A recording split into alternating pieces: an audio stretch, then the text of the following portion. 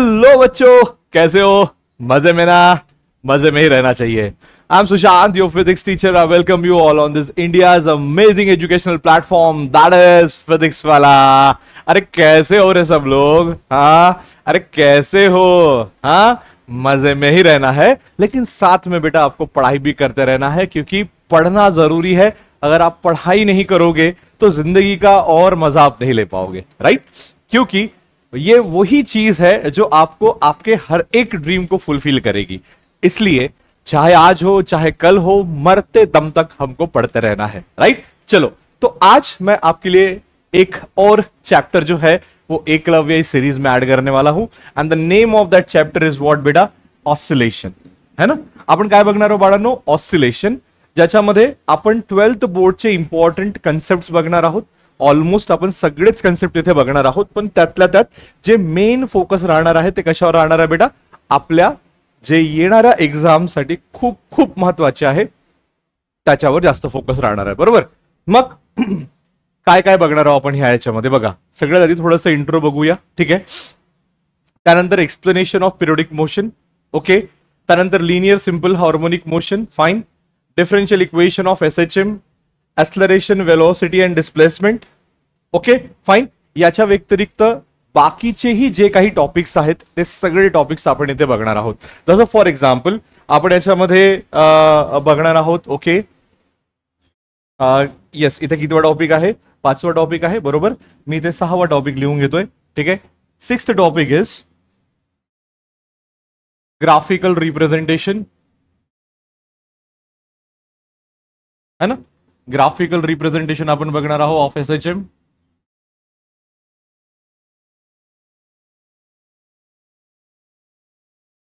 ठीक आहे? त्यानंतर composition of SHM,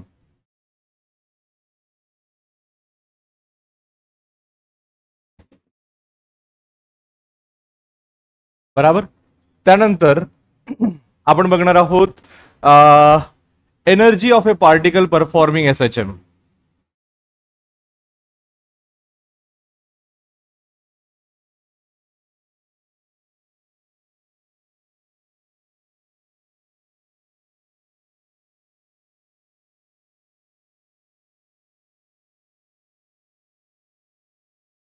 okay?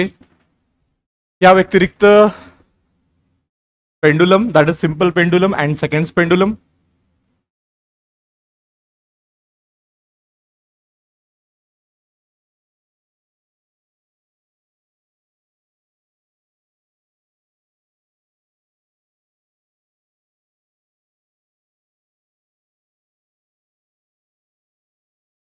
Okay? आणि त्यानंतर फ्री, फोर्स्ड आणि काय म्हणायचं आपण, नॅचरल व्हायब्रेशन्स किंवा ऑसिलेशन्स आपण त्याच्यामध्ये बघणार आहोत. ओके? फ्री, फोर्स्ड ऑसिलेशन्स आणि resonance. Okay?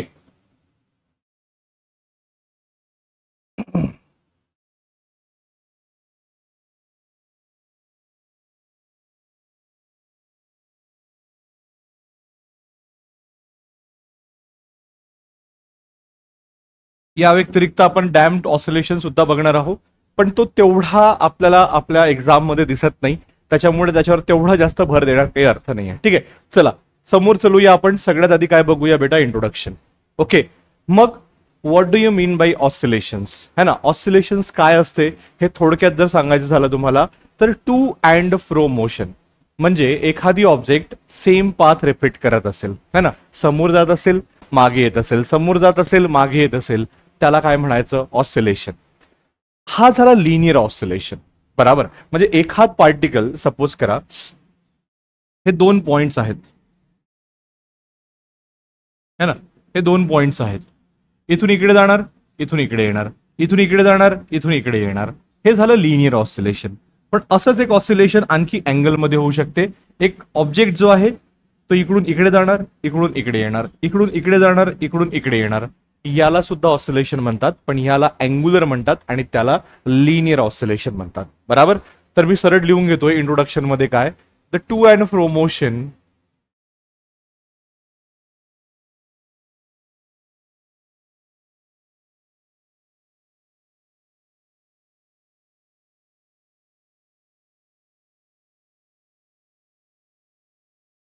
Is called as oscillation, है ना. डेफिनेटली हे जे ऑसिलेशन असतं किंवा समोर जाणं मागे येणं हे एक पॉइंटच्या अवतीभोवती असतं. जसं फॉर एक्झाम्पल हा एक पॉइंट आहे, बरोबर. या पॉइंटच्या इकडे जाणार काही अंतर, मग परत इथे येणार, मग इकडे जाणार, मग परत इकडे येणार.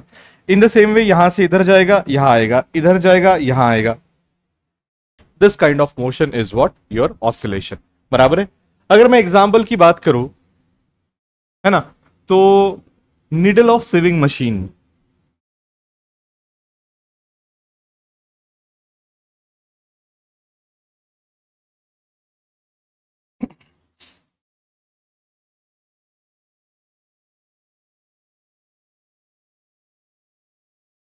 है ना, that is the example of what your oscillatory motion. I hope this is clear. बराबर. चला समोर चलूया आपण. Explanation of A periodic motion म्हणून असा एक आपल्याकडे टॉपिक आहे टेक्स्टबुक मध्ये. काय आहे ते थोडक्यात बघूया आपण. जेही मोशन, एखादी कुठलाही मोशन जो स्वतःला रिपीट करत असेल after a particular interval of time, any motion which repeats itself after an equal interval of time or a particular interval of time, that is called as what your periodic motion. जसं for example मी आता तुम्हाला सांगितल्याप्रमाणे ऑसिलेशनची जर मी गोष्ट केली तर हा एक कसा बेटा पिरियोडिक मोशन आहे. का बरं? कारण बघा ऑब्जेक्ट इथून सुरू होत आहे, इकडे जात आहे, मग परत इकडे येत आहे, मग परत इथे जात आहे. हे काय आहे बेटा? हे काय आहे? हे एक काय रिपीटेटिव्ह मोशन आहे, बरोबर.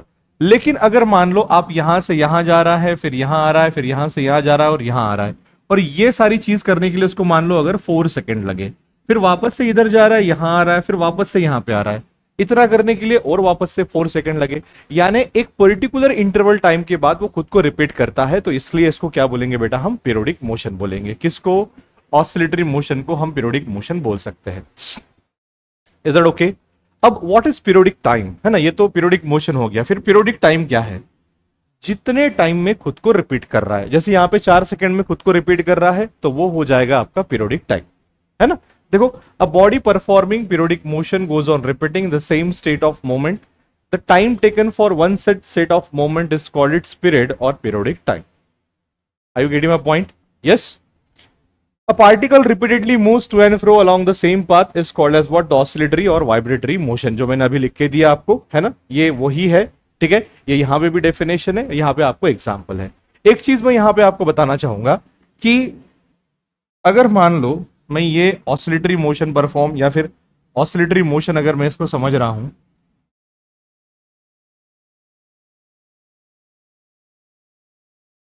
बराबर, तो ये जो मिडल वाला पॉइंट जिसके अबाउट वो इधर उधर घूमेगा,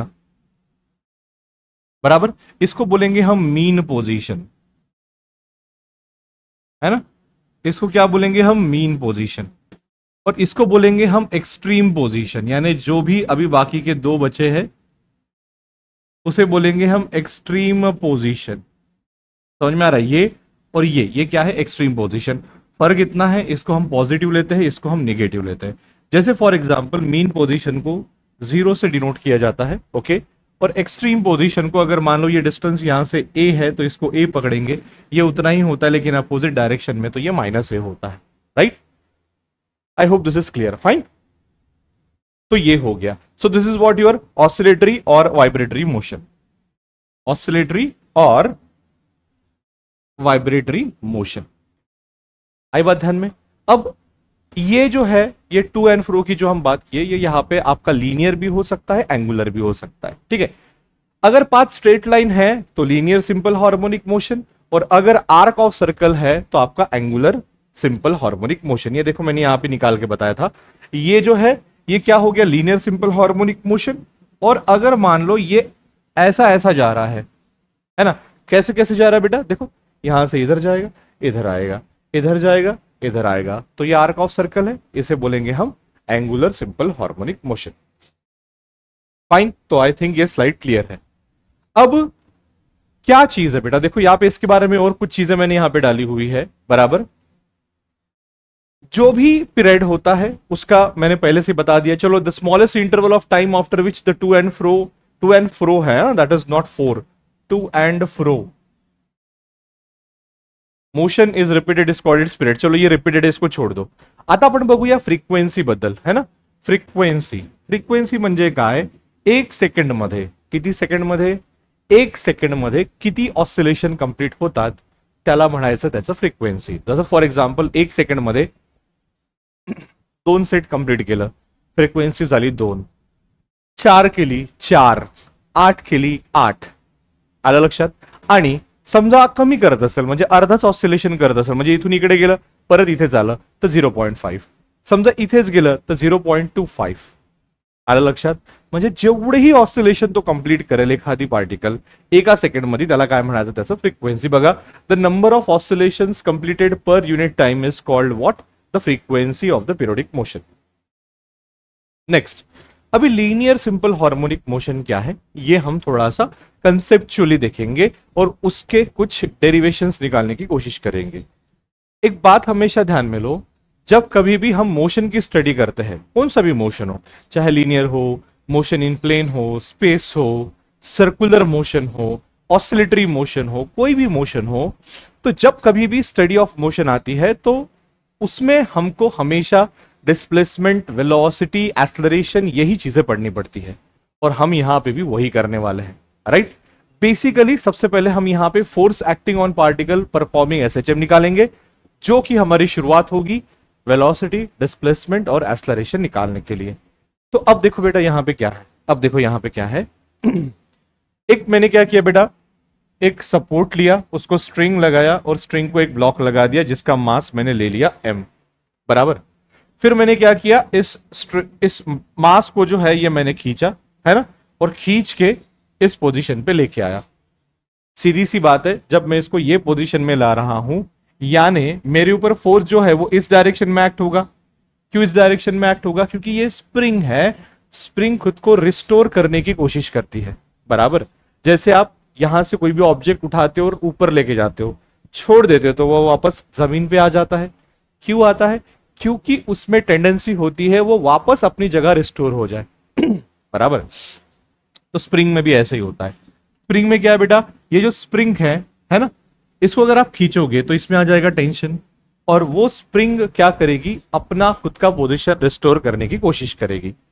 तो अगर मान लो उस रिस्टोरिंग फोर्स के अगेंस्ट मैं इस ब्लॉक को इधर इधर सामने लेके जाता हूं, तो जितना दूर लेके जाता हूं उतना मेरे पे फोर्स लगेगा, बराबर.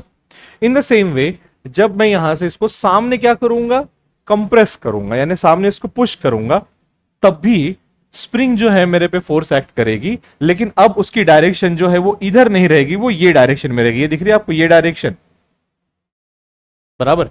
यानी खींच रहा हूं तो ये डायरेक्शन में फोर्स रहेगा, प्रेस कर रहा हूं तो ये डायरेक्शन में फोर्स रहेगा.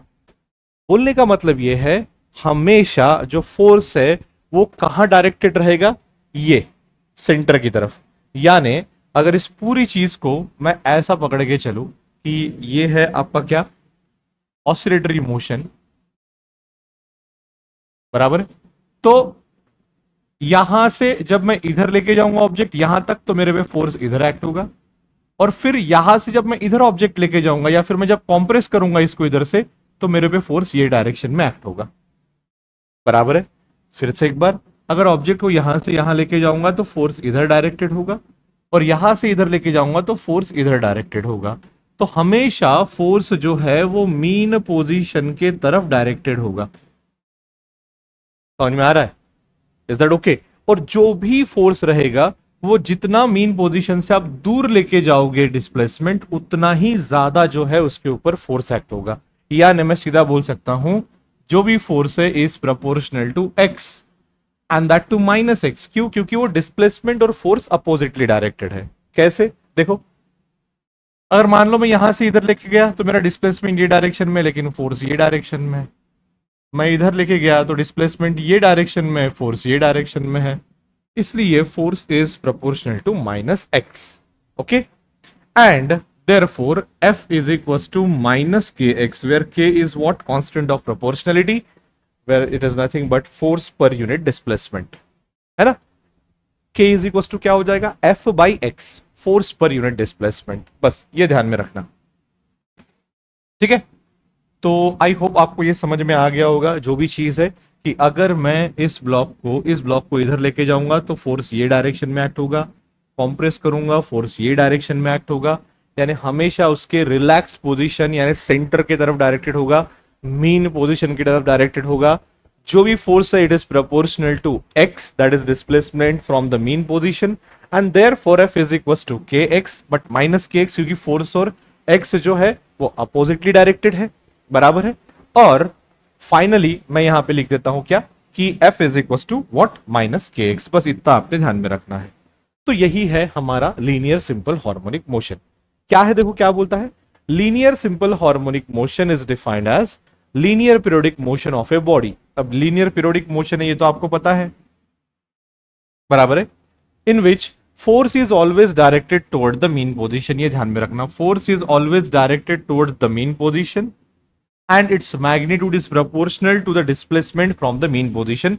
जो मैंने आपको अभी बताया वही है और कुछ नहीं, that is force is proportional to minus x, बराबर, therefore F is equals minus के एक्स।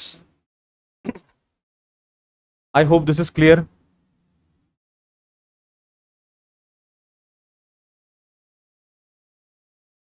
बराबर,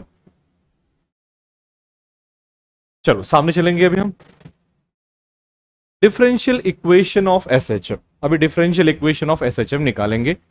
ये बड़ा इंपॉर्टेंट चीज है। क्यों इंपॉर्टेंट चीज है, क्योंकि ऐसा समझ लो इससे आपको जो भी सामने डेरिवेशन आने वाले है वो इंपॉर्टेंट है।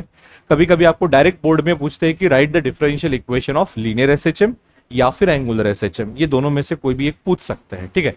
So differential equation of SHM कैसे निकाले, तो अभी अभी हमने देखा F is equal to minus के एक्स,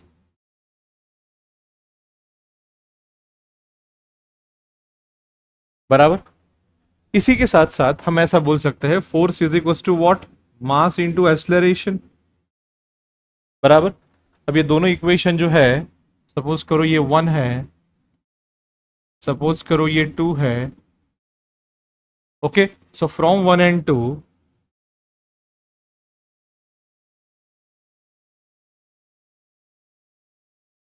यस, फ्रॉम 1 एंड 2 क्या हो जाएगा, m a is equal to minus के एक्स, बराबर है। कितना हो जाएगा, m a is equal to minus के x, therefore m a plus k x is equal to 0, right. अभी एक्सलरेशन बोले तो मैं ऐसा लिख सकता हूं d square x upon D T square, बराबर, इंटू एम। आई बात ध्यान में, यानी मैं ए एक्सलरेशन की जगह D square x upon D T square लिख सकता हूं। सिंपल सी बात है, इसमें कुछ बड़ी बात तो है नहीं। और m की जगह मैंने क्या लिख दिया बेटा, m लिख दिया। Is that okay. x जो है वो जैसे का वैसा लिखूंगा। अब यहां पे आती है बेटा k की बारी, बराबर। यहां पे आती है k की बारी। k में हमको क्या लिखना है, यहां पे क्या लिखना है हमें k के बारे में, है ना, क्या लिखना है हमको k के बारे में। एक्चुअली हमको k के बारे में इन द सेंस k और m के बारे में क्या लिखना है। सिर्फ k के बारे में लिखने से पूछने से अच्छा मैं आपको बोलूंगा कि k और m के बारे में क्या लिखना है। तो बेसिकली हमको यहां पे क्या करना है, m से डिवाइड कर देना है इस पूरे इक्वेशन को। तो एक काम करता हूं मैं, पहले यहां पे जैसे का वैसा m लिख देता हूं और यहां पे जैसे का वैसा के एक्स इज इक्वल टू 0 कर देता हूं। अभी m से डिवाइड कर दूंगा पूरे इक्वेशन को, तो बन जाएगा D square x upon D T square plus k by M into X is equal to 0, बराबर। अब मैं क्या करूंगा, k बाई एम को ओमेगा स्क्वायर पुटअप कर दूंगा, है ना, पुट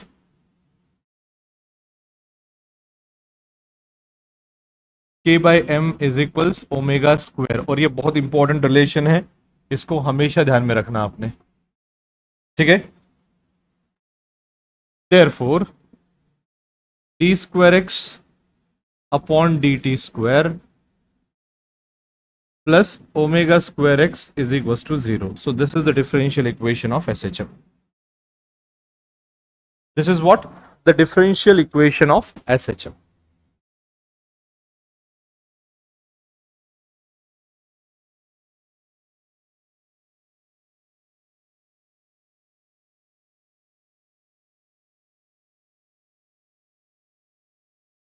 कोई डिराइव करो ऐसा नहीं बोलेगा, ठीक है, कोई नहीं बोलेगा। लेकिन यहां पे ये समझना जरूरी है, क्या समझना जरूरी है कि k by M is equal to omega square होता है। और ये रिलेशन अगर आप ये पूरे स्लाइड में बस आप ये दोनों डब्बे ध्यान में रखते हो तो भी सफिशिएंट है, इनफ, फाइन। सामने चलेंगे, थोड़ा सा एक क्वेश्चन देख लेंगे अभी तक जितना हमने देखा है सबके ऊपर। Okay, a body of mass 0.2 kg performs linear SHM, है ना, it experience restoring force of 0.2 Newton. तो सीधी सी बात है, हमारे पास मास कितना है बॉडी का, m is equal to 0.2 kg, okay, और रिस्टोरिंग फोर्स F कितना है 0.2 newton. When its displacement from the mean position is 4 centimetre, है ना, यानी its experience restoring force of 0.2 newton when its displacement from the mean position is 4 centimetre. मैं यहां पे F4 लिख लेता हूं और डिस्प्लेसमेंट कितना है 4 into 10 to the power -2 metre. Determine force constant आपको निकालना है, K इज इक्वल्स व्हाट, फिर निकालना है period of SHM, T is equals to what, फिर निकालना है acceleration of the body when its displacement from the mean position is 1 centimetre, यानी A1 बोल देता हूं मैं, कितना है 1 बोले तो क्या, एट 1 सेंटीमीटर, बराबर। कैसे निकालेंगे हम, सबसे पहले फोर्स कांस्टेंट निकालना है। हमने अभी अभी फॉर्मूला देखा था, F इज इक्वल टू क्या लिया था, -kx, याद आ रही है ध्यान में। सो देयरफॉर इन मैग्नीट्यूड की अगर मैं बात करूं तो K इज इक्वल टू क्या हो जाएगा, F बाई एक्स। F कितना है 0.2, x कितना है 0.04 भी लिख सकता हूं मैं इसको, क्योंकि वो 4 सेंटीमीटर है। तो ये इसको अगर ऊपर और नीचे डिवाइडेड मल्टीप्लाई बाय मैं 100 अगर करूं तो ये 20/4 हो जाता है। तो मुझे आंसर यहां पे मिल जाता है 5, है ना, न्यूटन पर मीटर। क्वेश्चन समझा, 5 newton per metre, that is the answer. Okay, अब what is the period, what is the period of SHM. हमने फॉर्मूला देखा था लास्ट क्लास में, that is T is equal to 2 pi omega, बराबर। अभी अभी मैंने ओमेगा का आपको फॉर्मूला बताया, omega square is equal to K by m, तो ओमेगा इज इक्वल टू क्या हो जाएगा, under root of K by m, है ना। So that is equal to 2 pi upon under root of K by M, बराबर। इसको reverse लेके जाएंगे, therefore T is equal to 2 pi under root M by K हो जाएगा ये, बराबर। बस वैल्यू पुटअप करना है, therefore T is equal to 2 pi under root M कितना रे बेटा, M है यहां पे 0.2, ओके, दोनों भी 0.2 है, हाँ ठीक है, M है 0.2 और K हमने कितना निकाला 5, 0.2 डिवाइडेड बाय 5। आई बात ध्यान में, यहां तक क्लियर है। अगर इसको आप सॉल्व करोगे, therefore T is equal to 2 pi under root of, मैं यहां पे ऐसे लिख सकता हूं 20 into 10 to the power 1 2 -2 upon 5, तो ये हो जाएगा 2 pi under root 5 4 into 10 to the power -2, है ना। तो बाहर जो है वो 2 इंटू 10 टू द पावर -1 यानी 0.2 लगेगा, 0.2 लगेगा, तो दैट इज 0.4 पाई सेकेंड, है ना, 0.4 पाई second is the right answer. Okay, अब और एक क्वेश्चन पूछा है, कौन सा, acceleration of the body when its displacement from the mean position is 1 centimetre. Sir अभी एक्सेलरेशन का तो फॉर्मूला हमने निकाला नहीं, बिल्कुल निकाला है, देखो मैं बताता हूं आपको। अभी अभी हमने एक इक्वेशन इक्वेट किया था, mass into acceleration is equal to -kx, बराबर है। Therefore acceleration is equal to -kx by m, बराबर। अब हमने एक और रिलेशन देखा था क्या, कि omega square is equal to K by M देखा था, तो K इज इक्वल टू क्या हो जाएगा, m ओमेगा स्क्वायर हो जाएगा, बराबर है। Therefore K is equal to M omega square, बराबर। बस ये वैल्यू पुटअप कर दूंगा मैं, देयरफॉर ए इज इक्वल्स कितना हो जाएगा, minus M omega square x upon क्या है आपका एम।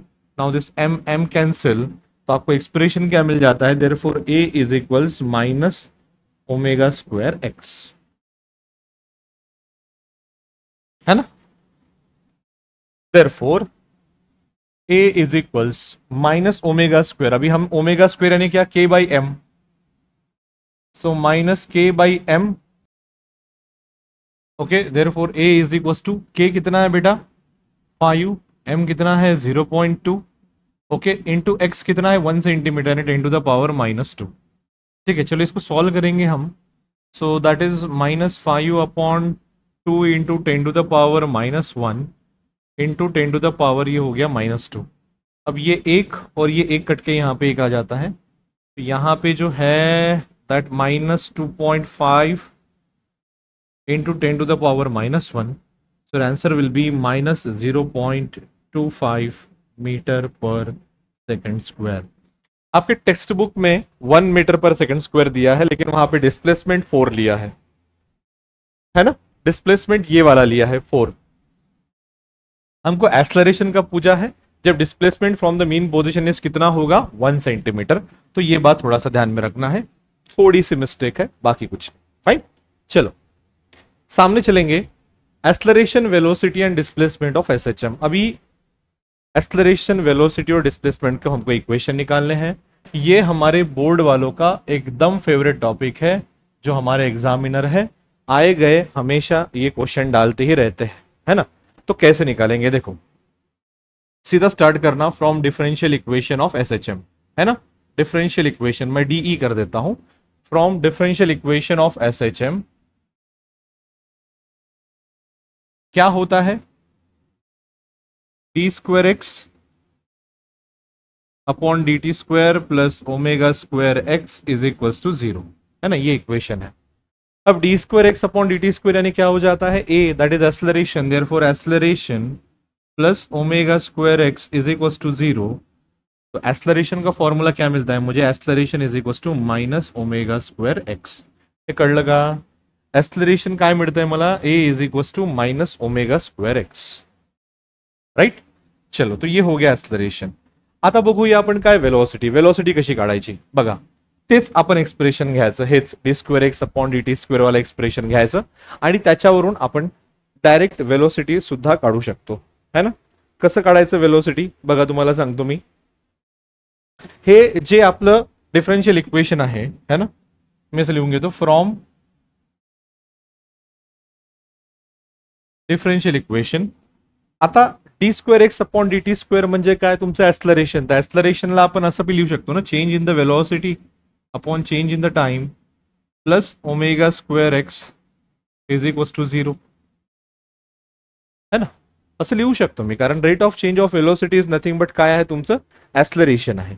आता याच्यामध्ये थोडीशी काय ऍडजस्टमेंट आहे, मी काय करतोय, DV by D X into D X by D T करतोय, काय केलं, multiply and divide by D X, हा डी एक्स कॅन्सल होऊन जातो, डीवी बाय डी टी राहतो, ठीक आहे, plus omega square X is equal to 0, बरोबर। आता डीएक्स बाय डी टी म्हणजे काय, V, so V DV by D X is equal to, याला त्या साईडला घेऊन जाऊ, minus omega square x,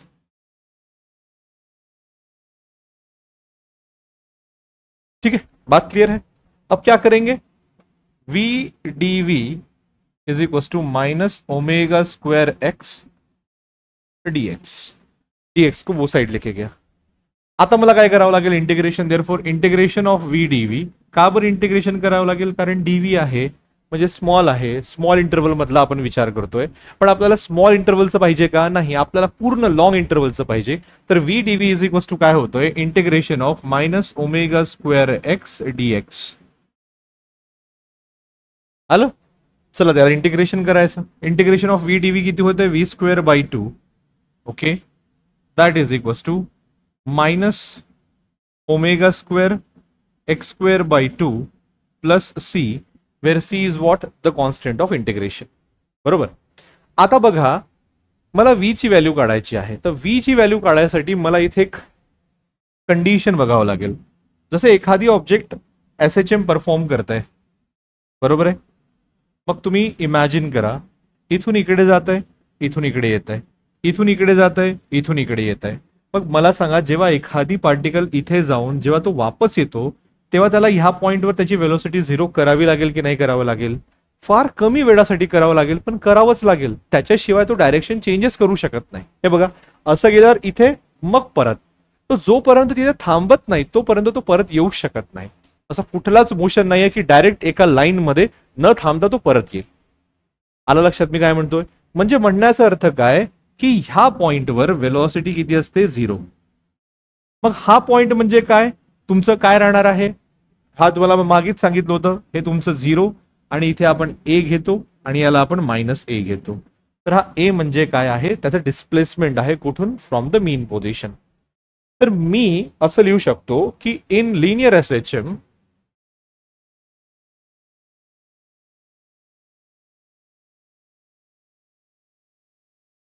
okay, in linear SHM at x is equals to a, velocity किती असणार आहे? 0. at x is equals to a, velocity किती असणार आहे बेटा? 0 असणार आहे. बस, मग ती व्हॅल्यू मी तिथे पुटअप करतो. देअरफोर काय आहे ते बघा, 0/2 इज इक्वल्स टू -ω². x म्हणजे काय? a, तर a² प्लस c. आता हे तर 0 होईल. Therefore c is equals to काय होणार? Therefore c is equals to ω² a²/2. आलं लक्षात? आता हे c ची व्हॅल्यू मी त्या एक्सप्रेशन मध्ये पुटअप करतो. याला मी एक्सप्रेशन नंबर 1 देतोय. 1 आधीच झालंय का? नाही ना? ओके, याला एक्सप्रेशन नंबर 1 देतोय आणि मी इथे लिहितोय, put the value of c in 1.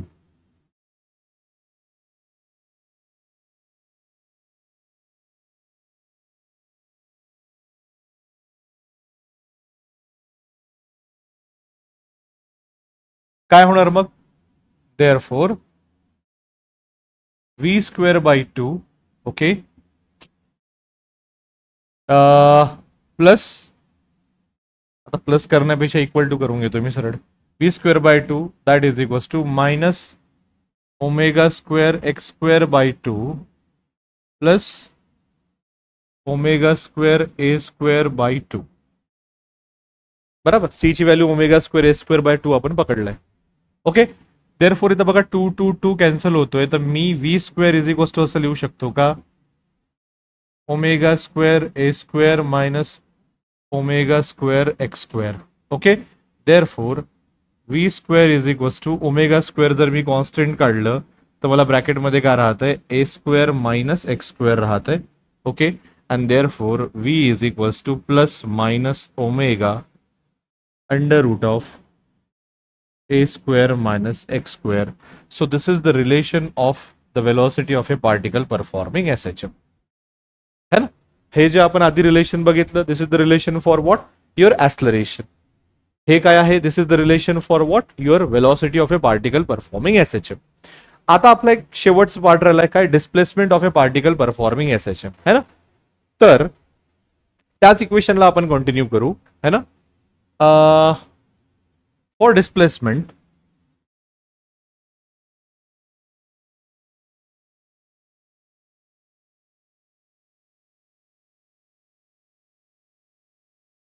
Okay, हा जो आता आपला फॉर्म्युला होता त्याचा फक्त मॅग्निट्यूड घेऊ किंवा प्लस साइडला घेऊ. Under root of a² minus x², है ना? v is equals to omega under root of a² minus x². v ला कसं लिहायचं बेटा? dx/dt. Okay, that is equals to omega under root of a² minus x². Fine. Therefore dx इकडे घेऊन यायचं खाली, under root of a² minus x², that is equals to omega into dt. बरोबर. आता मला कशाचं एक्सप्रेशन काढायचं एक्स, तर मला इथे काय करावं लागेल, परत इंटिग्रेट करावं लागेल. कसं इंटिग्रेट करणार बघा, integration of dx upon under root of a square minus x square that is equal to omega dt. बरोबर. आता याला जर तुम्ही इंटिग्रेट करणार, ठीक आहे, याला जर तुम्ही इंटिग्रेट करणार तर तुम्हाला येणार sine inverse of x by a. हा फॉर्म्युला आहे. जेव्हा तुम्ही डेरिव्हेटिव्ह शिकता तेव्हा, डेरिव्हेटिव्ह आणि इंटिग्रेशन शिकता तेव्हा तुम्हाला हा डायरेक्ट फॉर्म्युला मिळतो. Sine inverse of x by a that is equal to what, omega t plus इथे मी घेतोय alpha as a constant of what, integration. Fine, clear आहे. ठीक, चला समोर जाऊया. Therefore x by a is equal to sine of omega t plus alpha, है ना, and therefore x is equals to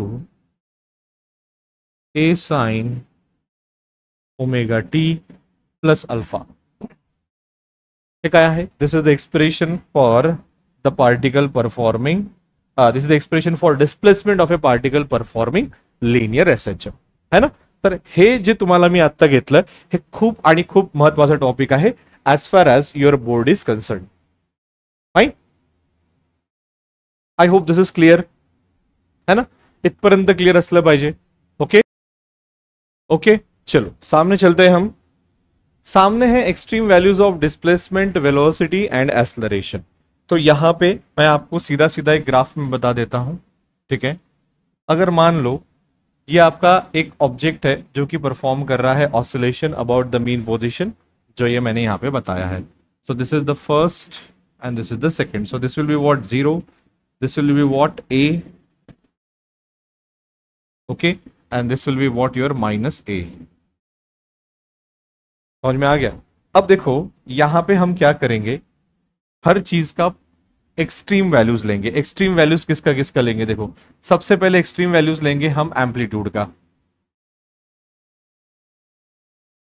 है ना. एम्पलीट्यूड का एक्सट्रीम वैल्यू. अब आप यहां पे देख सकते हो एम्पलीट्यूड के लिए मैंने A तो यहां पे ऑलरेडी बता दिया है.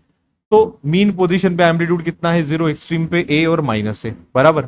अगर मैं वेलोसिटी की बात करूं तो वेलोसिटी एक्सट्रीम पोजीशन पे कितनी हो जाती है, 0. ये हमेशा ध्यान में रखना, है ना.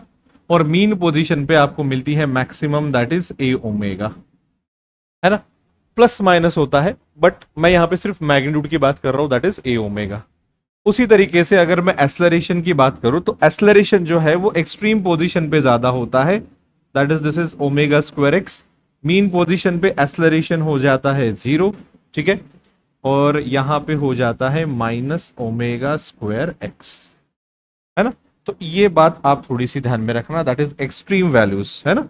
वेलोसिटी की एक्सट्रीम वैल्यूज कितनी होगी, plus minus A omega, okay, that V is equal to 0 here, V is equal to plus minus A omega, that V is equal to 0 over there, बराबर. एक्सेलरेशन देखो यहां पे 0, यहां पे ओमेगा स्क्वायर एक्स, यहां पे माइनस ओमेगा स्क्वायर एक्स, यहां पे 0, यहां पे माइनस A और वहां पे A. Is that okay. तो ये हो गई हमारी extreme values of displacement, velocity and acceleration, है ना. मैं यहां पे लिख देता हूं x is equal to A minus A, that is x is equal to 0 and this is x is equal to A. Fine. तो अगर आप ये भी ध्यान में रखते हो तो भी मोर देन इनफ है. Next, amplitude, period and frequency of SHM. अभी देखो amplitude maximum displacement from the mean position होता है, ये आपको ऑलरेडी पता है. पीरियड और फ्रीक्वेंसी का डेफिनेशन हमने ऑलरेडी कर लिया है, तो इसको जो है मैं सामने चलता हूं. अब है हमारे पास रेफरेंस सर्कल मेथड. अब एक बात ध्यान में लो, हमने अभी तक जो भी एक्सप्रेशंस निकाले हैं वो उस मेथड से निकाल सकते हैं जो हमने निकाले, और ये मेथड से भी निकाल सकते हैं जिससे बोलते हैं हम रेफरेंस सर्कल मेथड. याने हमने सबसे पहले क्या किया था, आपण सगळ्यात आधी डिफरेंशियल इक्वेशन काढलो होतो, आणि मग डिफरेंशियल इक्वेशन निकालने के बाद, म्हणजे डिफरेंशियल इक्वेशन निकालने के बाद हमने क्या किया था बेटा, उसको फिर थोड़ा सा उसको उसके ऊपर मिर्च मसाला डाल के हमने उसका एम्पलीट्यूड का सॉरी डिस्प्लेसमेंट का फॉर्मूला निकाला, वेलोसिटी का निकाला, एक्सेलरेशन का निकाला. उसी लाइन पे मैं ये रेफरेंस सर्कल मेथड से निकाल सकता हूं. कैसे, देखो रेफरेंस सर्कल मेथड क्या बोलती है कि अगर मान लो कोई भी एक ऑब्जेक्ट सर्कुलर मोशन परफॉर्म कर रहा होगा तो उसका प्रोजेक्शन या तो वाई एक्सिस या तो एक्स एक्सिस, आप कोई भी एक पकड़ो, उसके ऊपर वो क्या परफॉर्म कर रहा है, वो परफॉर्म कर रहा है ऑसिलेशन। देखो कैसे, मैं आपको बताता हूं।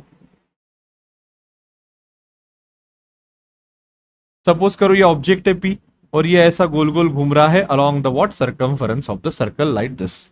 अब देखो जब वो यहां पे था तो इसकी शैडो यानी इसका प्रोजेक्शन यहां, अगर मैं वाई एक्सिस की बात करूं तो इधर आ रहा है, एक्स एक्सिस की बात करूं तो इधर आ रहा है।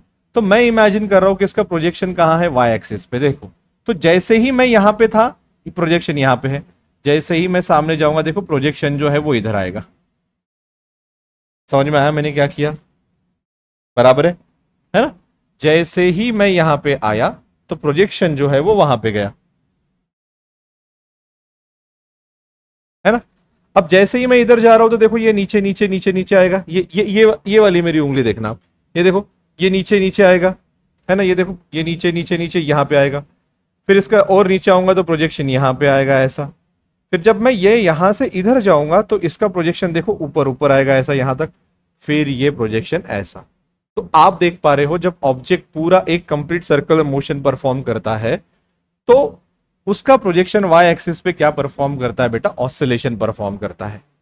बराबर? तो आपको यही ध्यान में रखना है कि the projection of a particle performing SHM sorry performing circular motion on any of its diameter is nothing but SHM, that is the reference circle method.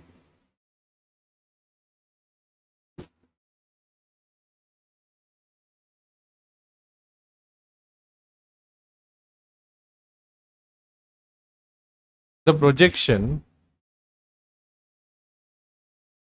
of a particle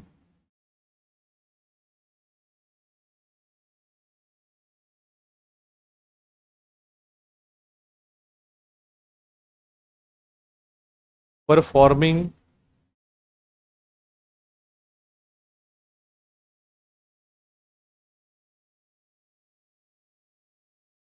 circular motion on any of its diameter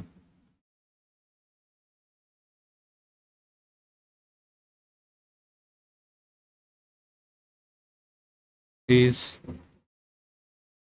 oscillation, है ना? The projection of a particle performing circular motion, basically मैं बात करूंगा UCM, UCM uniform circular motion. Okay मैं यहां पे लिख दूं यूनिफॉर्म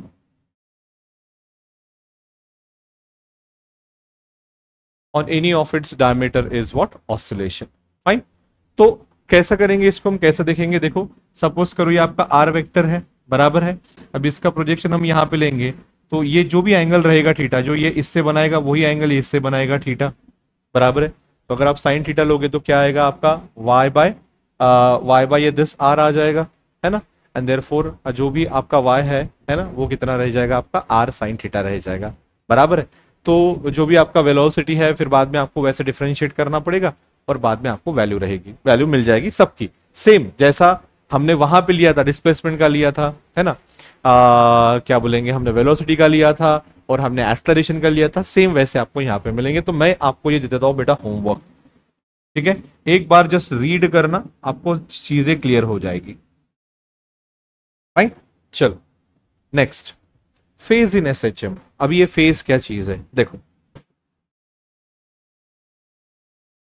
हमारे पास फॉर्मूला है x is equals a sign omega t plus five, है ना? तो उसमें से ये जो ब्रैकेट है ये पूरा का पूरा ब्रैकेट हो जाता है फेज, है ना? फेज मतलब क्या कि वो कौन से मोड ऑफ वाइब्रेशन में है या फिर किस पोजीशन पे है उस पर्टिकुलर वाइब्रेशन के अंदर, है ना?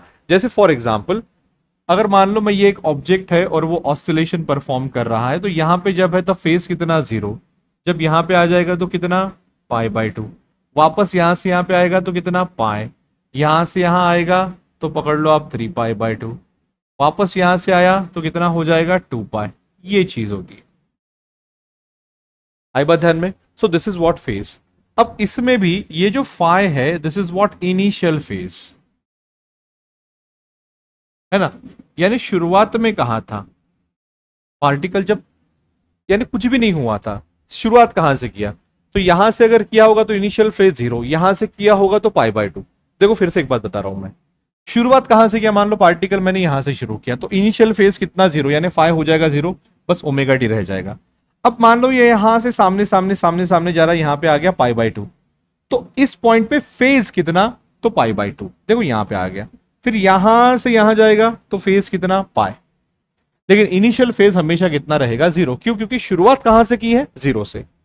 आणि जर सुरुवात त्यांनी इथून केली असती, इथून, तर मग इनिशियल फेज असतं π/2, त्या केसमध्ये इथे साइन नाही येणार, मग येणार a cos ω_t, है ना, ते आपण समोर बघणार आहोत। So that is all about what phase and that is what about your initial phase.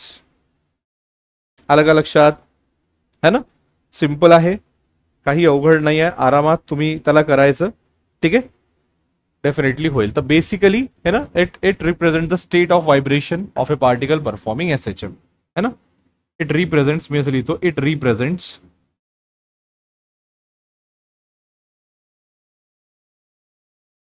State of vibration,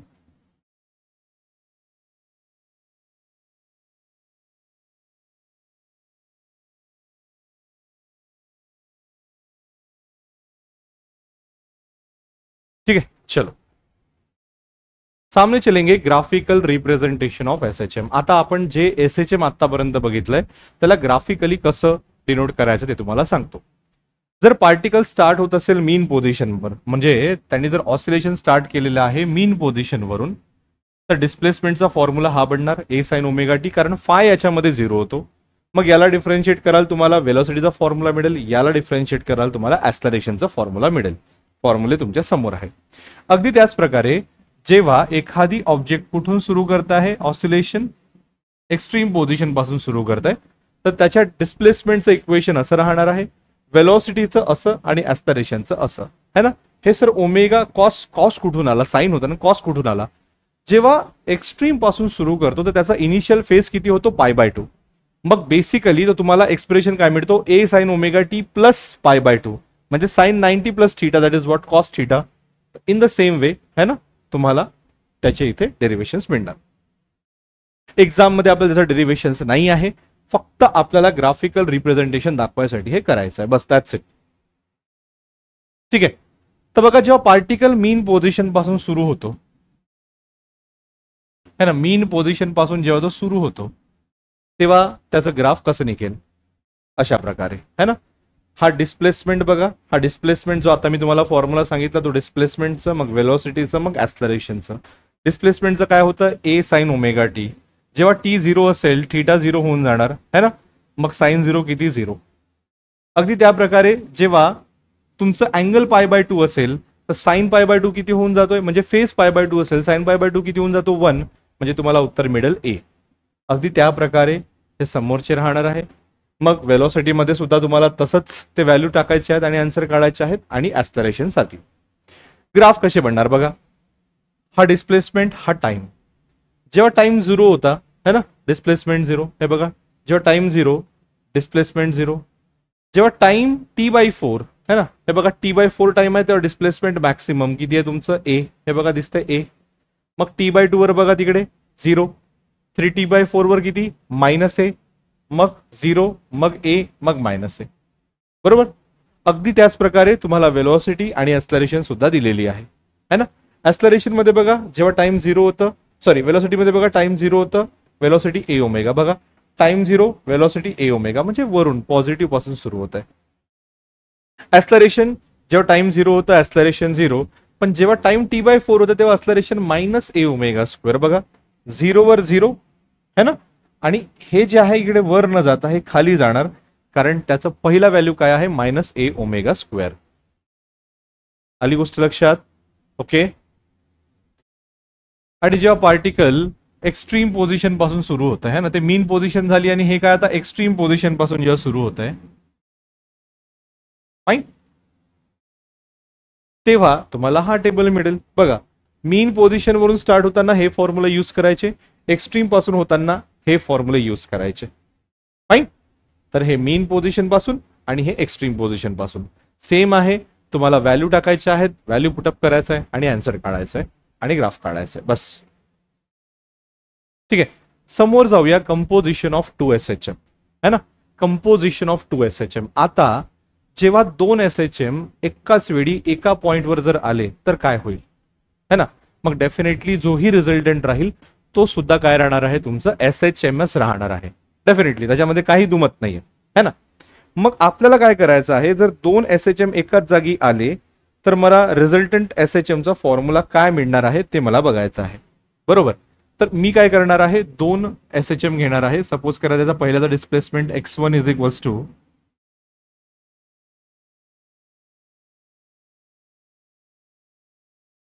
A1 sine omega t plus phi1, okay. आणि दुसऱ्याचं एक्सप्रेशन आहे x2 is equals to A2 sine omega t plus phi2, बराबर. मग resultant displacement काय असणार आहे, x is equals to x1 plus x2. आलं लक्षात मी काय म्हणतोय, रिझल्टंट डिस्प्लेसमेंट काय होणार आहे, x1 प्लस x2. ठीक है. तो रिजल्टेंट डिस्प्लेसमेंट क्या होगा, x is equal to x1 plus x2 होगा, बराबर. अब क्या करेंगे, इसको हम सॉल्व करेंगे. तो सॉल्व करके हमको रिजल्टेंट SHM का फॉर्मूला मिल जाएगा. कैसे, देखो. Therefore x is equal to जो भी मेरा डिस्प्लेसमेंट है, x1 कितना है A1 sine omega t plus phi1, okay, plus A2 sine omega t plus phi2, okay. Therefore x is equal to, अभी क्या करेंगे, A1 जैसे का वैसा रखेंगे, यहाँ पे साइन A प्लस बी का फॉर्मूला लगाएंगे. साइन A प्लस बी क्या होता है, sine A cos b plus cos A sine b. So that is what, sine A cos b plus cos a sin b, है ना. ये पहला हो गया. फिर आ जाएगा plus, that is what your A2 in bracket sin a cos b, ठीक है, plus cos a sine b. कुछ नहीं किया मैंने, साइन ए प्लस बी को एक्सटेंड किया, sine a cos b plus cos a sine b. अब देखो इन सबको ये A1 को मल्टीप्लाई कर सकते हैं अपन इधर, और यहाँ पे जो जो कॉमन है वो निकालेंगे. यानी फॉर एग्जांपल यहाँ पे साइन ओमेगा टी कॉमन निकालेंगे, यहाँ पे कॉस ओमेगा टी कॉमन निकालेंगे. तो मुझे क्या मिलेगा, देखो, therefore x is equals to, है ना. अब A1 मल्टीप्लाई पकड़ लो आप, A2 इसको भी मल्टीप्लाई पकड़ लो, इसको भी पकड़ लो, और A2 इसको भी A1 इसको मल्टीप्लाई पकड़ लो, A2 इसको मल्टीप्लाई पकड़ लो. ठीक है, बात क्लियर है. अब कैसे होगा, देखो, अगर मैं मान लो इन दोनों से साइन ओमेगा टी कॉमन निकालता हूं, देयरफॉर साइन ओमेगा टी मैं कॉमन निकालता हूं, तो मेरे पास क्या बचता है, A1 cos phi1 plus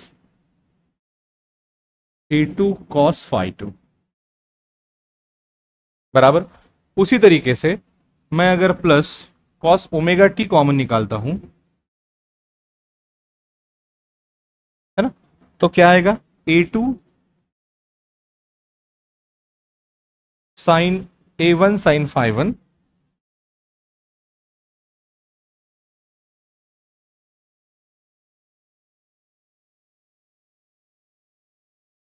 plus A2 sine phi2. Clear है, बराबर. अब थोड़ा सा यहां पे कुछ वैल्यू हमको पुटअप करना पड़ेगा, है ना.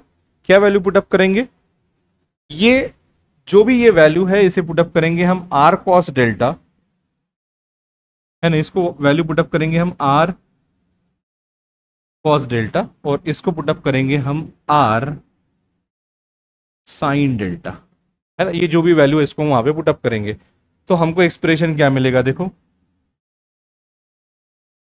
Therefore x is equals to क्या था, sine omega t into R cos delta plus cos omega t into R sine delta. R अगर मैं कॉमन निकाल लूं तो यहां पे क्या मिलता है, R sine omega t plus delta, है ना। So that is the value, that is the expression for the resultant SHM, है ना, सिंपल है। अब यहाँ पे मुझे डेल्टा और आर की वैल्यू निकालनी पड़ेगी, तो डेल्टा और आर की वैल्यू निकालने के लिए मुझे ये वाले एक्सप्रेशंस याद करने, ये ध्यान में रखने पड़ेंगे, ये और ये, बराबर। तो इसमें से हमने क्या पुटअप किया था, आर कॉस डेल्टा को हमने पुटअप किया था a1 cos phi 1 plus a2 cos phi 2, ठीक है। और आर साइन डेल्टा को क्या हमने पुटअप किया था, a1 sine phi 1 plus a2 sine phi 2, बराबर। अब क्या करेंगे, मान लो इसको मैंने एक्सप्रेशन दे दिया नंबर 1 और नंबर 2, ये हमने पुटअप किया था। अगर मैं इन दोनों को स्क्वेयरिंग और एडिंग करता हूं तो ये एलएचएस में क्या हो जाता है, R square cos square delta plus R square sine square delta. फिर इनको स्क्वेयरिंग और एडिंग जब मैं कर लेता हूं तो स्क्वेयरिंग और एडिंग करने के बाद मुझे डायरेक्ट फॉर्मूला मिलता है ना। मैं यहां पे लिखता हूं स्क्वेयरिंग एंड एडिंग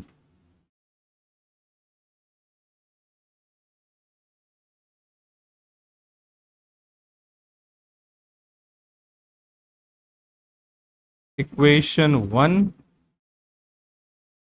एंड 2, है ना। क्या मिल जाता है, squaring and addition equation 1 and 2, तो ये मुझे मिल जाता है R is equal to, final मैं आपको एक्सप्रेशन बता रहा हूं, under root of a1 square plus a2 square plus twice a1 a2 cos phi 1 minus phi 2, है ना। So this is the expression for what, the amplitude of the resultant SHM, है ना। तो रिजल्टेंट एसएचएम का amplitude जो है वो मुझे कुछ इस तरीके से मिलता है। और आपको यहां पे मैं एक होमवर्क देता हूं, डेल्टा की वैल्यू कैसे निकालेंगे। आप क्या करोगे, इसको आप दिस यानी इक्वेशन 2 डिवाइडेड बाय इक्वेशन 1 करोगे तो आपको आर आर कैंसिल हो जाएगा, tan डेल्टा मिलेगा, tan delta is equal to ये। तो वो आपको क्या रहेगा, homework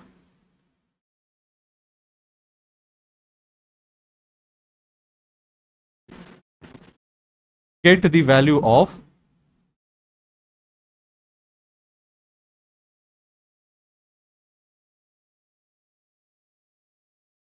tan delta, okay, are you getting my point, fine. इसके अलावा देखो, अगर मान लो दोनों के एम्पलीट्यूड सेम हो, दोनों के फेज सेम हो, तो अकॉर्डिंगली आपका जो आर है वो आपको मिलता है ना। अगर दोनों का एम्पलीट्यूड अगर सेम हो और फेज भी सेम हो तो सीधा सीधा ट्वाइस ए हो जाता है ना।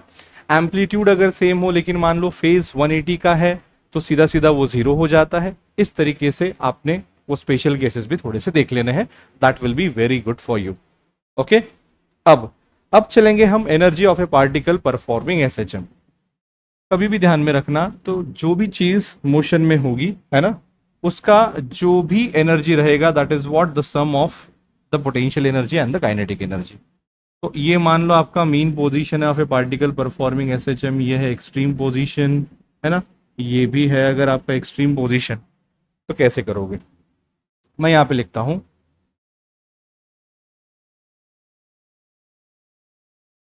एनर्जी ऑफ ए पार्टिकल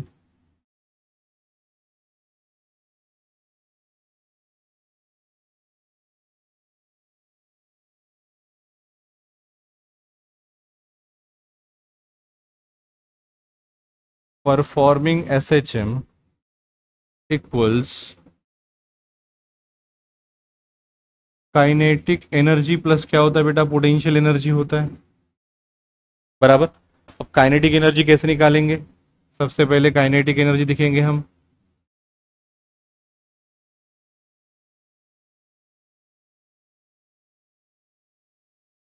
है ना।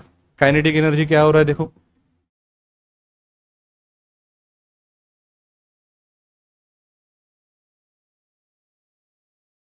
Kinetic energy is equal to half m v square, बराबर।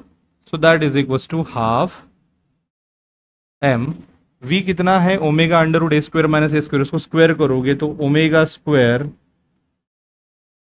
ए स्क्वायर माइनस एक्स स्क्वायर, है ना। एम ओमेगा स्क्वायर को हम के भी लिख सकते हैं, therefore kinetic energy is equal to half k a square minus x square. तो ये क्या हो गया बेटा, आपका काइनेटिक एनर्जी का फॉर्मूला हो गया, बराबर। अब किसका बचेगा, अब बचेगा हमारे पोटेंशियल एनर्जी का, बराबर। अब पोटेंशियल एनर्जी का फॉर्मूला कैसे निकालेंगे हम,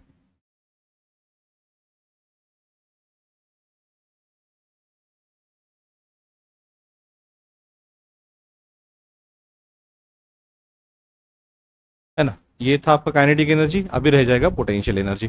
तो इमेजिन करो कि जब ऑब्जेक्ट है ना यहां से इधर टू एंड फ्रो कर रहा है, तब एक पर्टिकुलर पॉइंट पे, है ना, एक छोटे से डिस्टेंस डी एक्स में, ये जो है ये डी एक्स है, यहाँ पे वर्क डन डी डब्ल्यू इज इक्वल टू कितना होगा, work done is equal to क्या होता है, फोर्स इंटू डिस्प्लेसमेंट, बराबर। तो ये हो जाएगा minus f into D x Q, क्योंकि फोर्स और डिस्प्लेसमेंट जो है वो कैसा है बेटा, यहाँ पे अपोजिटली डायरेक्टेड है। बोलो हाँ या ना, इज दैट ओके, राइट। अब अगर मुझे मान लो पूरा का पूरा वर्डन लेना है तो मैं कैसे करूंगा, देयरफॉर डी डब्ल्यू इज इक्वल टू क्या निकाला था, minus f into D x, बराबर। देयरफॉर डी डब्ल्यू इज इक्वल टू एफ यानी क्या होता है, माइनस के एक्स, तो माइनस ऑफ माइनस के x into what d x.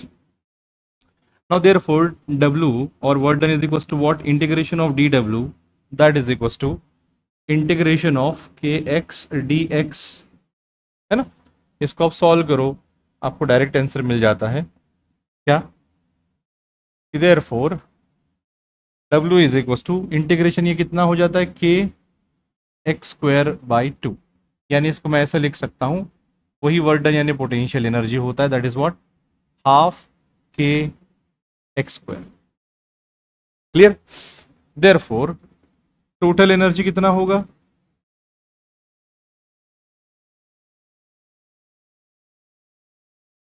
Kinetic energy plus potential energy,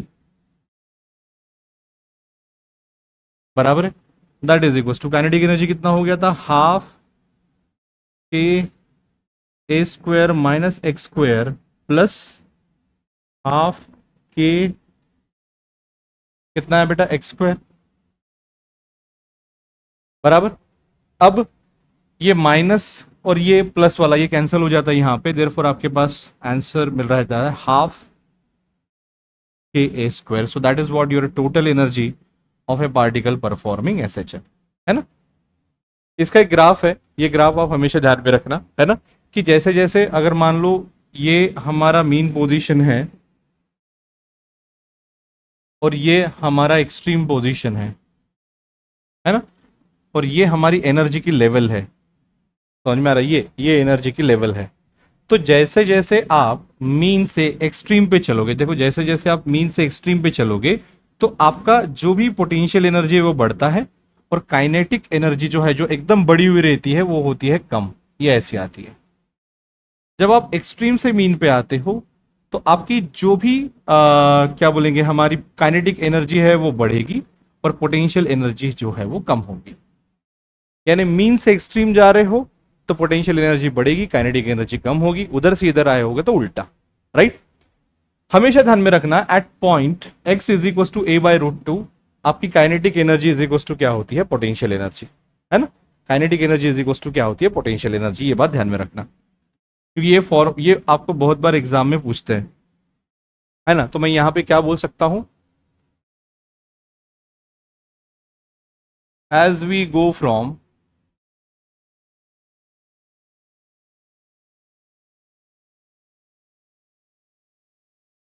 mean position to extreme position,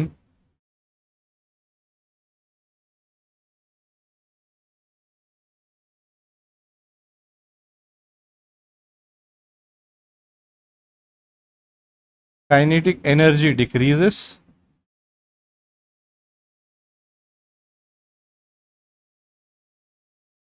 and potential energy increases. Okay, vice versa for, मैं यहां पे लिख देता हूं वाइस वर्सा यानी उल्टा।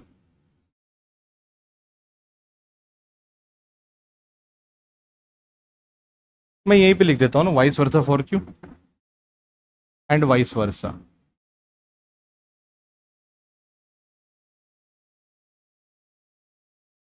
फाइन, सामने चलेंगे सिंपल पेंडुलम में भी। सिंपल पेंडुलम तो आपको पता है, सिंपल पेंडुलम हमने ये रोटेशनल डायनामिक्स में भी देखा था, है ना। सिंपल पेंडुलम क्या होता है, एक रिजिड सपोर्ट को स्ट्रिंग से अटैच एक हेवी बॉब रहता है। स्ट्रिंग जो है वो ऑलमोस्ट जीरो होता है उसका मास, और जो बॉब होता है वो छोटा से छोटा होना चाहिए और ज्यादा से ज्यादा उसमें मास होना चाहिए। तो ये हो गया हमारा practical simple pendulum. Ideal simple pendulum में तो भैया समझ लो कि ये मासलेस वेटलेस स्ट्रिंग होगा और ये पॉइंट मास होगा heavy attach to the what, rigid support. That is what your simple pendulum. तो यहाँ पे देख सकते हो आइडियल सिंपल पेंडुलम क्या है, heavy particle suspended by a massless inextensible flexible string होता है that is suspended from a rigid support. वही मैं प्रैक्टिकल सिंपल पेंडुलम की बात करने की कोशिश करूं तो वो होता है heavy sphere, okay, that is suspended by a light and inextensible string from a rigid support, है ना। That is all about your क्या बोलेंगे, simple pendulum. That is the practical and what, the ideal simple pendulum. Is that okay, बराबर। अब यहां पे जो है हमको सिंपल पेंडुलम का क्या निकालना है बेटा, फॉर्मूला निकालना है, यानी टाइम पीरियड का फॉर्मूला निकालना है, ठीक है। और हमको ये बताना है कि जब भी ये सिंपल पेंडुलम बहुत ही शॉर्ट यानी बहुत ही स्मॉल एंगल से जब डिस्प्लेस होता है तो उसका बॉब जो है वो क्या परफॉर्म करता है, ऑसिलेटरी मोशन और वाइब्रेटरी मोशन। तो कैसे करेंगे, देखो सपोज करो बहुत ही स्मॉल एंगल से ये जो पेंडुलम है डिस्प्लेस हुआ है, इस पोजीशन पे, है ना, जो भी आपका वेट रहेगा वो mg इधर रहेगा, बराबर है नीचे। इस mg को दो इसमें डिवाइड करो, एक यहां और एक यहां। जिसको थीटा लगा है that is what mg cos theta, और जिसको थीटा नहीं लगा है that is what mg sin theta. तो जो भी आपका mg sin थीटा है वो क्या देगा, सेंट्रीपिटल फोर्स। जो भी आपका सेंट्रीपिटल फोर्स नहीं, सॉरी, रेस्टोरिंग फोर्स देगा। और जो भी आपका mg cos थीटा है वो किसको बैलेंस करेगा, टेंशन को, बराबर है। तो मैं वही करूंगा from figure,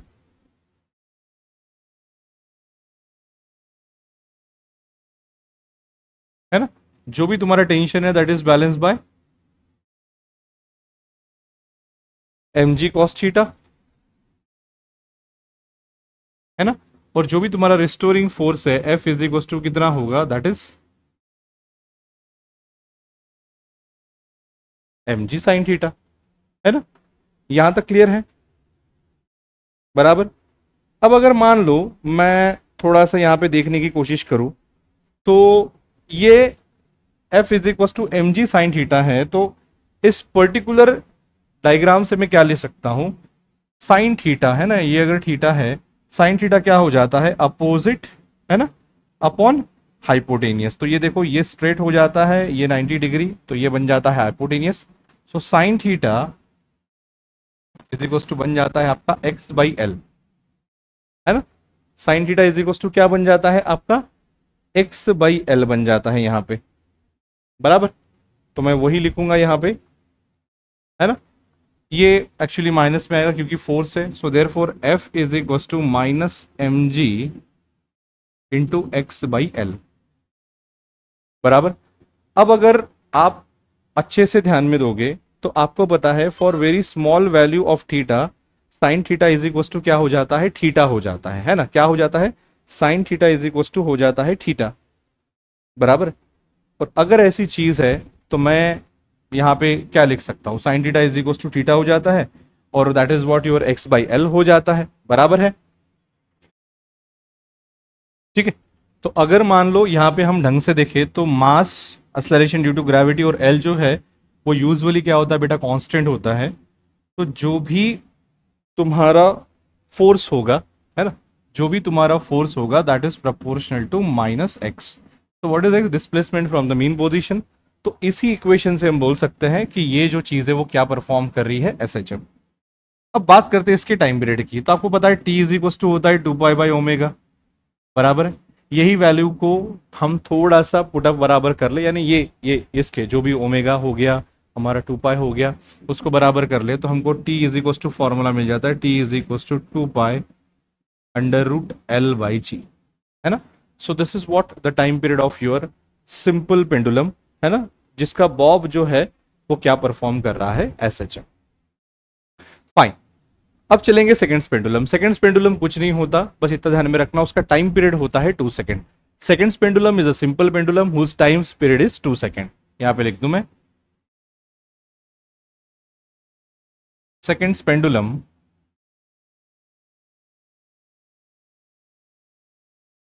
is a simple pendulum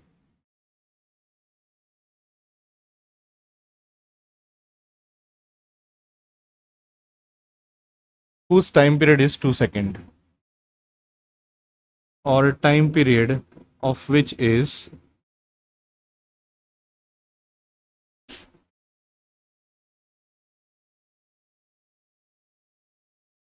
2 second, है ना। तो सीधी सी बात है, जो भी 2 सेकेंड है वो 2 इज इक्वल टू हो जाएगा 2π√L/g, बराबर। इसको सॉल्व करोगे 2 कैंसिल हो जाएगा, तो length of the seconds pendulum कितना मिल जाएगा, that is equal to π²/g, है ना। g/π², not π²/g, it's g/π², है ना, क्योंकि ये L/g होगा, ये π² हो जाएगा, π² डिवीजन में आएगा, g जो है वो न्यूमरेटर में जाएगा। Fine. So that is what your seconds pendulum. Now this is the differentiation between conical pendulum and simple pendulum.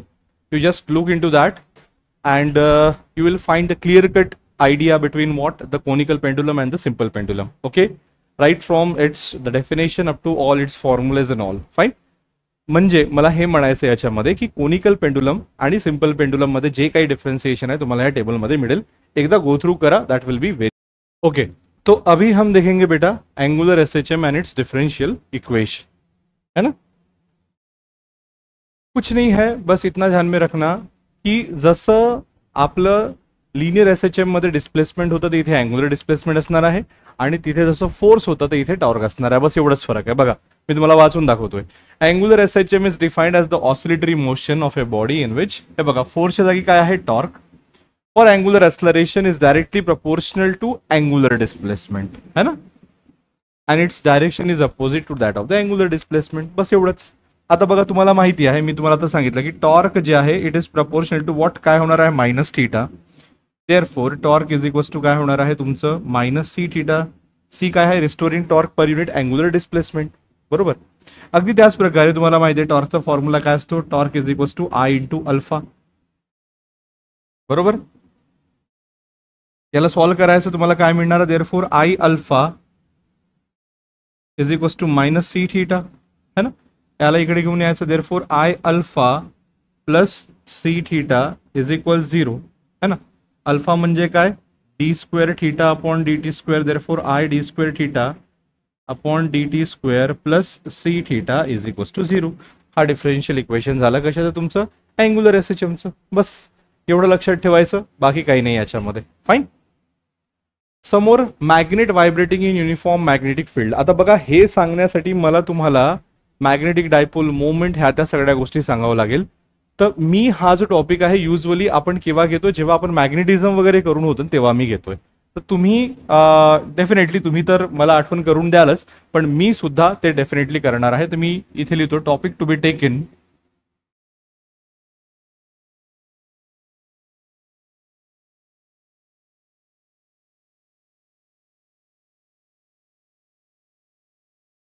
After magnetic materials, ठीक आहे। मॅग्नेटिक मटेरियल जेव्हा आपण करू तेव्हा तुम्हाला हे टॉपिक करून देतो, कारण तिथे एक व्यवस्थितरित्या तुम्हाला क्लिअर होईल। इनफॅक्ट हाच टॉपिक तुम्हाला तिथे सुद्धा मिळेल, म्हणून याला आपण तिथे घेऊया। नंतर आहे डॅम्प्ड ऑसिलेशन। आता बघा, आपण आतापर्यंत जेही ऑसिलेशन बघितलं होतं त्याचं अँप्लिट्यूड नेहमी कसं होतं, कॉन्स्टंट है ना. पण डॅम्प्ड ऑसिलेशन मध्ये तसं नाही होत. याच्यामध्ये काय होतं बेटा, जे तुमचं अँप्लिट्यूड आहे ते ग्रॅज्युअली कमी कमी कमी कमी होत जात, तुमचं अँप्लिट्यूड फायनली काय होऊन जातं, झिरो, म्हणजे ऑसिलेशन झिरो होतं. बघा तेच आहे periodic oscillation of gradually decreasing amplitude है ना. Gradually decreasing amplitude are called damped oscillation and oscillators is called as what, damped harmonic oscillator. बराबर. हा त्याचा डिफरन्शियल इक्वेशन आहे. फक्त लक्षात ठेवा, याच्यावर तुम्हाला कुठलाही न्यूमेरिकल येणार नाही आहे, फक्त हा लक्षात ठेवायचं. अगदी त्याच प्रकारे त्याचा डिस्प्लेसमेंटचा हा फॉर्म्युला आहे आणि हे त्याचा अँग्युलर फ्रिक्वेन्सीचा फॉर्म्युला आहे. तर तुम्हाला फक्त हे फॉर्म्युले पाठ करायचे आहेत. एक्झाम मध्ये तुम्हाला त्याची डेफिनेशन आणि फॉर्म्युले एवढंच विचारेल, त्याच्यावर कुठलाही तुम्हाला न्यूमेरिकल येणार नाही. मग येत आहे फ्री ऑसिलेशन, फोर्स्ड ऑसिलेशन आणि रेझोनन्स. आता बघा, सपोज करा की मी एक पेंडुलम घेतलं है ना. तसं फॉर एक्झाम्पल मी एक माझ्याकडचा पेंडुलम घेतोय, म्हणजे आपला काय जुगाडू पेंडुलम जसं म्हणतो आपण त्याला है ना. हा दिसतोय तुम्हाला, ओके. ब्लॅक ब्लॅक आहे, हे जे तुम्हाला दिसणार नाही आहे. ठीक आहे, एक सेकंड बघतो मी काही होतंय का. Yes, so this is our pendulum है ना. For timing this is our pendulum. आता या पेंडुलमला मी मीन पोझिशन पासून सोडलं आणि याला व्हायब्रेट होऊ दिलं. हे काय आहे, फ्री ऑसिलेशन्स है ना. मी याला काहीच जोर नाही लावत, हे आपोआप काय होतंय, ऑसिलेट होतंय आणि हळूहळू ते आपल्या शेवटी रेस्टवर येईल.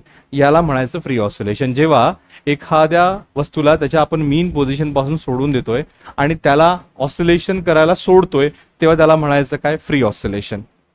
नंतर फोर्स्ड ऑसिलेशन. फोर्स्ड ऑसिलेशन मध्ये कसं, हा ऑब्जेक्ट याला इकडे पिरियडिक फोर्स द्यायचा, हे बघा पिरियडिक फोर्स द्यायचा, इकडे आला परत फोर्स द्यायचा, इकडे आला परत फोर्स द्यायचा, याला म्हणायचं आपण पिरियडिक फोर्स्ड ऑसिलेशन. बराबर. आणि फायनली येतो रेझोनन्स. जर दिलेली तुम्ही फ्रिक्वेन्सी बघा, काही त्याची फ्री ऑसिलेशन मध्ये फ्री फ्रिक्वेन्सी असेल, त्याची नॅचरल फ्रिक्वेन्सी असेल. फोर्स्ड ऑसिलेशन मध्ये तो काय करतो, जे बाहेरची सोर्स असते त्या सोर्सच्या हिशोबाने ऑसिलेट होतो. बरोबर. आता जर समजा बाहेरून दिलेली फ्रिक्वेन्सी हे त्याच्या नॅचरल फ्रिक्वेन्सीवर असेल, तर डेफिनेटली तो मॅक्सिमम अँप्लिट्यूडनं व्हायब्रेट होईल आणि त्या केसला आपण म्हणू काय, रेझोनन्स म्हणायचं. त्या केसला आपण काय म्हणायचं, रेझोनन्स. इथे बघा, फ्री ऑसिलेशन काय, इथे मी लिहून घेतोय, व्हायब्रेट्स विथ नॅचरल फ्रिक्वेन्सी है ना.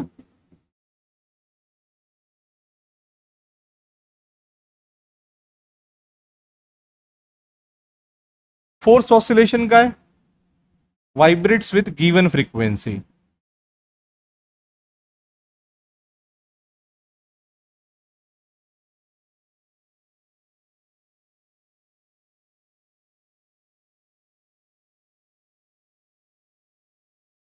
ओके.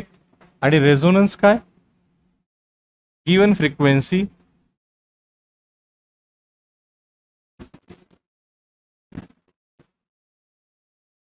इक्वल्स नॅचरल फ्रिक्वेन्सी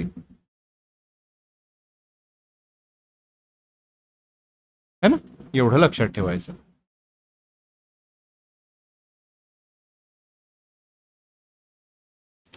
हे तुम्हाला दिलेलं आहे किंवा जेव्हा आपली फ्रिक्वेन्सी आहे ते आपण एक जसं जसं वाढवत जातो आणि ती त्याच्या नॅचरल फ्रिक्वेन्सी एवढी राहिली, तर the things vibrate with the maximum amplitude and that is called as resonance. हे सुद्धा तसं. फॉर एक्झाम्पल समजा मी सी ला किंवा ए ला ऑसिलेट केलं मी असं है ना, तर मॅक्सिमम ऑसिलेट होणारा जो पेंडुलम आहे तो सी असणार आहे. का, कारण याची नॅचरल फ्रिक्वेन्सी आणि याची नॅचरल फ्रिक्वेन्सी कशी, same. That's all for today. ठीक आहे. थोडेफार याच्यावरचे न्यूमेरिकल्स तुम्ही बघा है ना, दॅट इज मोर सिम्पल. ठीक आहे. एनर्जीवर बघा, थोडंसं कंपोजिशनवर बघा. एवढं जरी तुम्ही केलं तरी तुम्हाला बोर्डमध्ये व्यवस्थित मार्क्स मिळेल. राईट. चला तर आज थांबूया. That's all from my side. Thank you so much. Take care and bye.